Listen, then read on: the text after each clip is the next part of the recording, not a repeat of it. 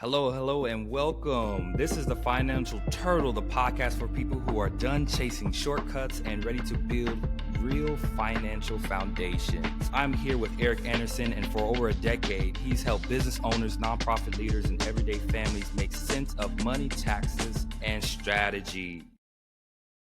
All right. So a question that was posed to me was, should I focus on paying off debt or should I focus on investing? The best way to put that is, for me, most people like being debt free. It's a feeling. And so you have to take into account in that. A great example of that be, should I pay off my home or should I take that money to invest? First and foremost, depending on what my interest rate is on my home, that should be a very big factor. If I have a very, very small interest rate on my home and I could be investing in something else that's going to give me a higher return than the investment on my home, I should definitely more than likely think about investing as opposed to paying off my home. If the opposite is the situation, which a lot of times is the case, a lot of people feel that just because they're investing, that means that they're making money. A lot of times that is not the case. There are a lot of people who do a lot of day trading and things like that, and their businesses in their day trading and things take losses. They don't want to admit it, but again, we're all about profit and loss statements. We're all about cash flow. We're all about, is what we're doing profitable? So if I'm investing in something that is profitable and is giving me a better return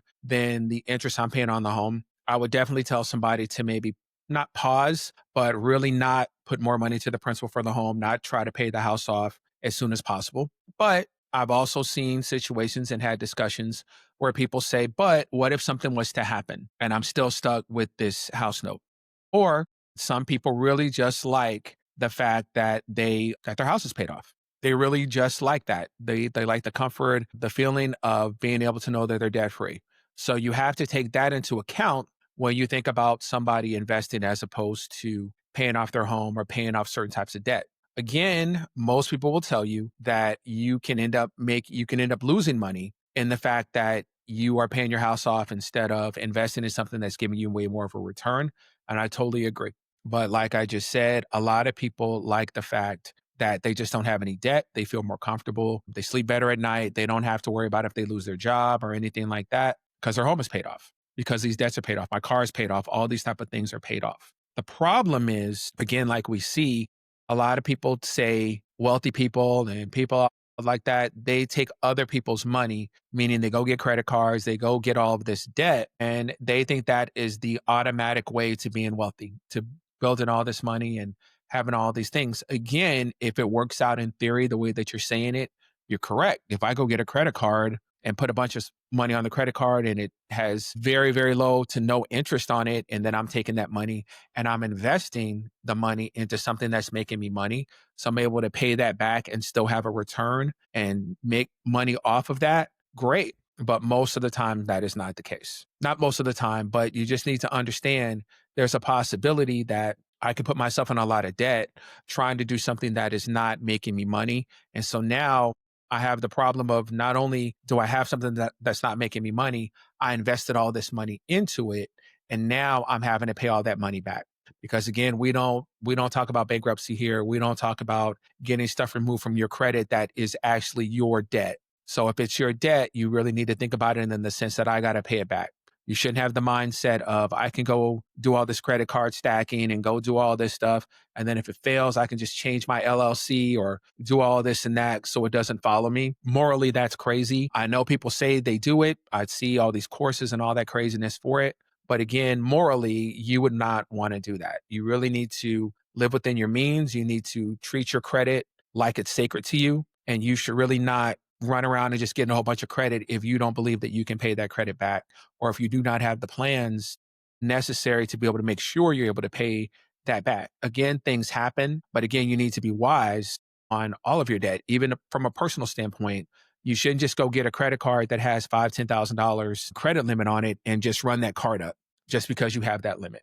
So you really need to think about, if I'm going to go get all this debt in order to do certain things, if I'm going to be using the money that I'm building that debt with in order to get me something that's going to give me the revenue to be able to pay the debt off, the principal and the interest on that debt, and still make me a profit. So that's why, again, like from the beginning, it kind of makes sense if I have a very, very low credit score on my interest rate on my home, and there's things that I can invest in that are going to make me way more than the interest on the home, then yeah, that makes absolute sense. But you definitely need to make sure that you're investing in something with that money instead of putting that money into your home to pay the house off. If that's what you're going to do, then you really need to be investing that money, not going and buying a Tesla, not going on all these vacations, not doing all these things when you have that money.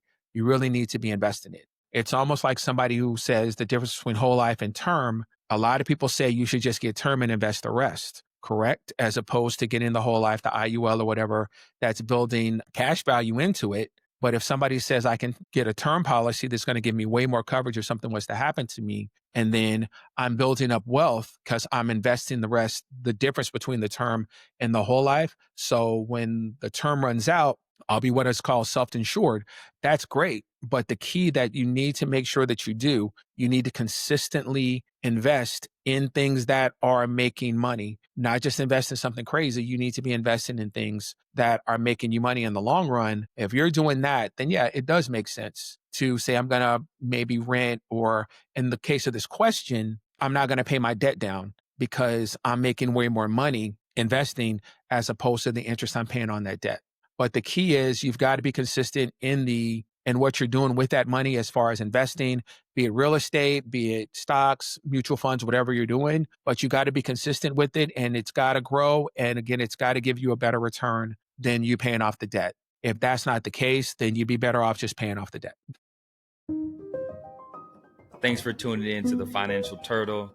If you're ready to take that next step towards financial clarity, visit andersontaxes.com. Learn more about our team and connect with us.